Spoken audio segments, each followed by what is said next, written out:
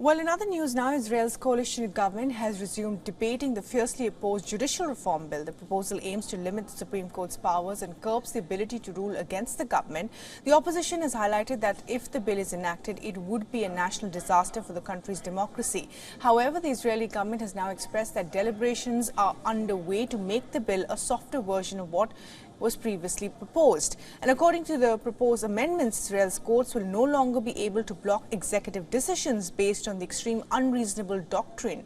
This doctrine currently allows courts to review administrative decisions which go beyond the scope of the government's reasonable authority. Another bill is expected to be moved to weaken the Israel Bar Association. The association occupies 2 spots on the Judicial Selection Committee.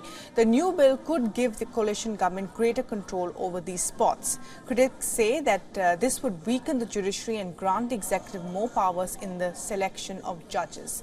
The contentious bill has triggered massive protests across the country, most notably in the city of Tel Aviv.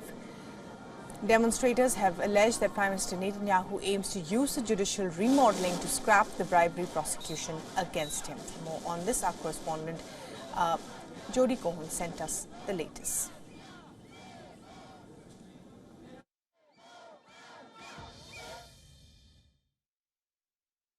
Following months of protests, Prime Minister Netanyahu has said that the original overhaul bill is effectively dead. Now the coalition is focusing on a bill covering one issue from the original bill, whereby judges would be able to judge government decisions according to the law, but not according to what judges consider to be reasonable. The government and their supporters think that the status quo gives the unelected judiciary too much power over the elected government. But the Justice Committee's legal advisor thinks the application of this new bill is too broad and should be limited to specified areas of decision making.